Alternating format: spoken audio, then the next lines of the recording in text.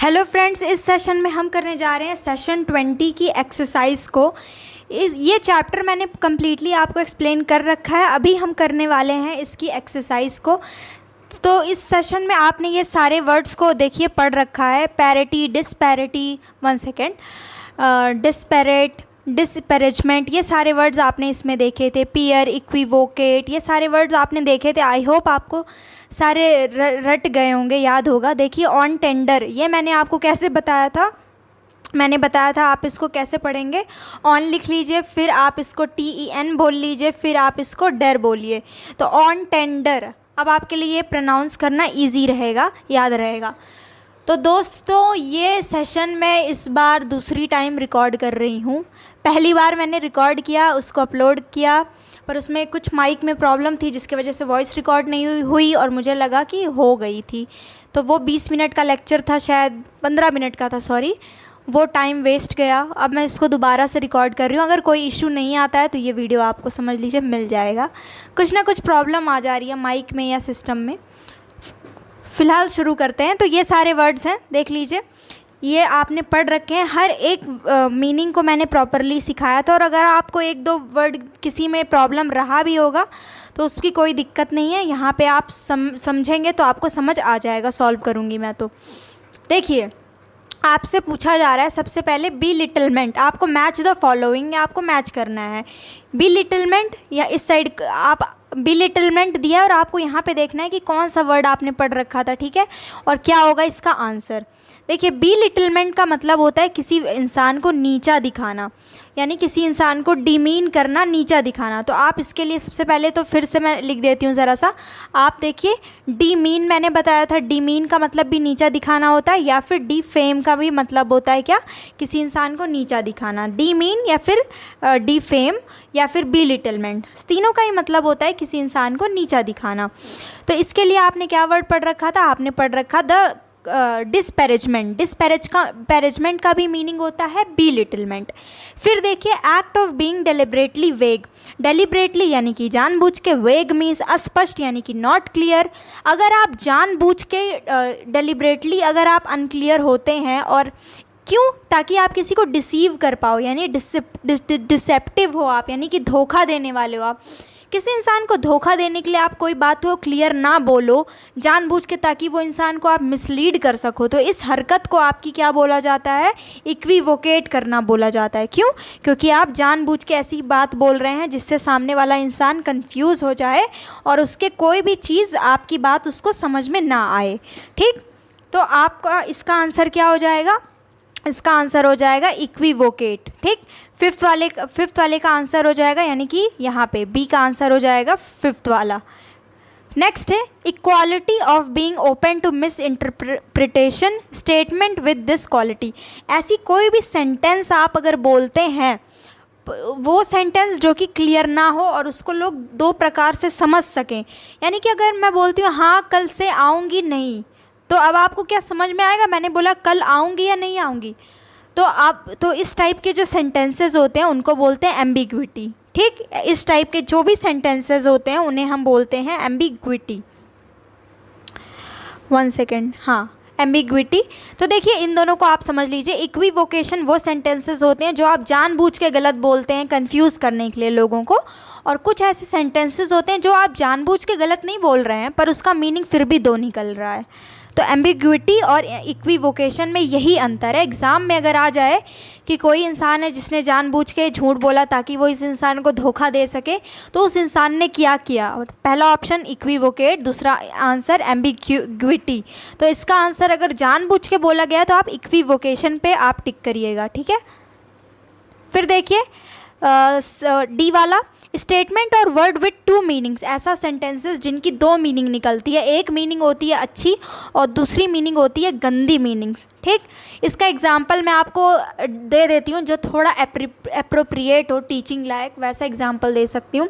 जैसे कि कोई लड़की है, ठीक है, वो डांस कर रही है, उसका मतलब डांस करने का तरीका सही नहीं है, मतलब उस लड़की का डायरेक्शन खुद गलत है, वो स्टिमुलेट करना चाह रही है, तो आप उसको कुछ ऐसा कमेंट कर दो जिससे कि कमेंट तो साफ़ सुथरा हो लेकिन वो इंडिकेशन कुछ गंदा दे रहा हो। तो इस टाइप की बातें जो होती है ना, जिनका मतलब दो दो अर्थ निकलता है, एक गंदा अर्थ निकलेगा और एक होता है पॉजिटिव अर्थ निकलना, तो ऐसे जो भी सेंटेंसेस या शब्द होते हैं उनको बोला जाता है डबल ऑनटेंडर। फिर यहाँ तक सॉल्व हो गया। फिर देखिए इनइक्वालिटी और इक्वालिटी, आप इसके लिए दो वर्ड मैंने सिखाए थे, पैरिटी, पैरिटी का मतलब होता है इक्वालिटी और डिस्पैरिटी का मतलब इनइक्वालिटी, तो ये दोनों वर्ड हो गए। ठीक है, फिर कहाँ गया, ओके, तो यही दोनों थे। एक शायद छूट रहा है, वंस इक्वल, ये वाला छूट रहा है। वंस इक्वल का मतलब है कि आप ही का कोई इक्वल, यानी कि आप ही के एज में कोई आपके इक्वल हो या फिर कोई आपके रैंक में इक्वल हो, अगर आप किसी पोस्ट पे हो, मतलब कि आपकी जो हैसियत है, आपकी जो एज है, या फिर हर एक चीज़ को लेकर के उसमें आपका जो इक्वल होंगे, आप ही के बराबर होंगे, आप उनके लिए वर्ड यूज़ करते हैं पीयर। ठीक, फिर देखिए अब नेक्स्ट है यस नो वाले क्वेश्चन से। इज़ देयर अ डिस्पैरिटी, क्या डिस्पैरिटी होती है, डिस्पैरिटी मीन्स डिफरेंस, क्या डिफरेंस होती है एज में आपके एक ग्रैंडफादर के एज में और ग्रैंड डॉटर के एज में।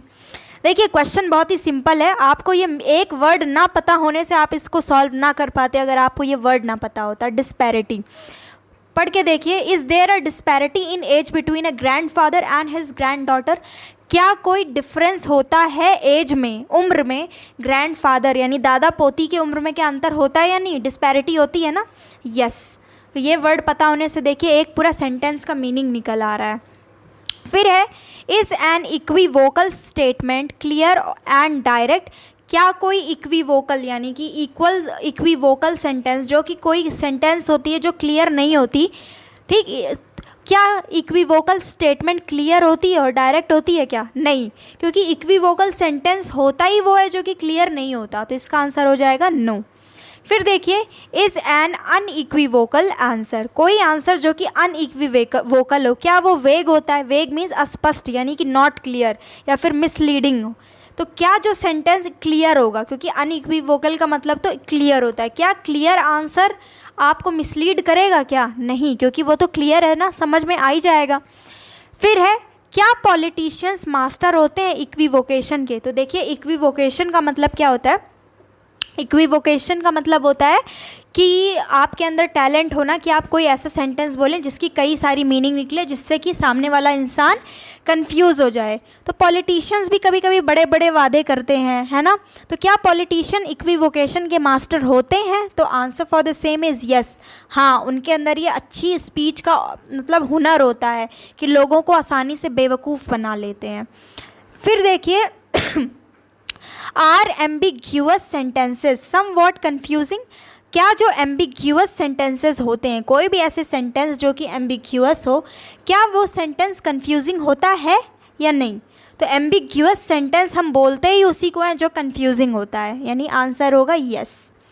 फिर देखिए are people with disparate perception, क्या जो लोग हैं जिनका परसेप्शन डिस्परेट है, ठीक, of life likely to experience reality in the same way, disparate का मतलब होता है डिफरेंट, मतलब कि समझ सकते हैं आप।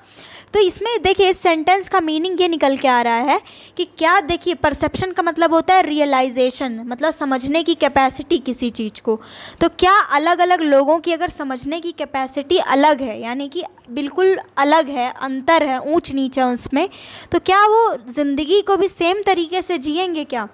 मान लीजिए एक इंसान है ये और एक इंसान है यहाँ पे ये इंसान का ज़िंदगी देखने का तरीका और इन इंसान का ज़िंदगी को समझने का तरीका अलग है, तो क्या ये दोनों एक जैसी ज़िंदगी जी सकते हैं क्या। जो कुछ लोग होंगे जो मान लीजिए ये डिफ़िकल्टी को ईज़िली हैंडल करें, ये इनको आता ही ना हो, तो ज़िंदगी भी अलग जिएंगे ना, तो इसलिए इसका आंसर हो जाएगा नो।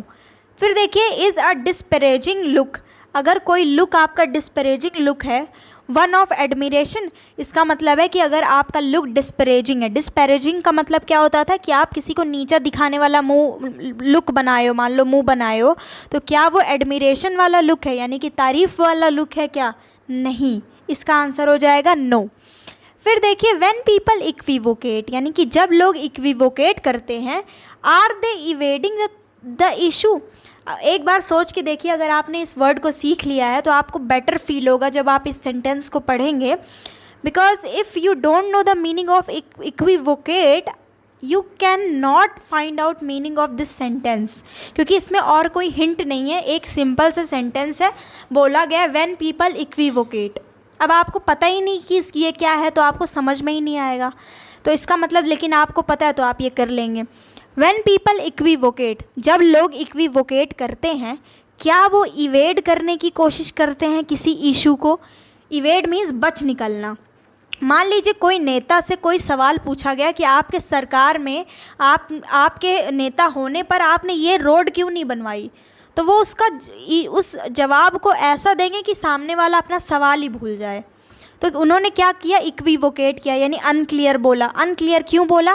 क्योंकि वो बच निकलना चाहते थे। इवेड मीन्स बच निकलना, वो बच निकलना चाहते थे उस इशू से। तो लोग इक्विवोकेट क्यों करते हैं? ताकि वो बच निकले इशू से। तो इसका आंसर होगा यस।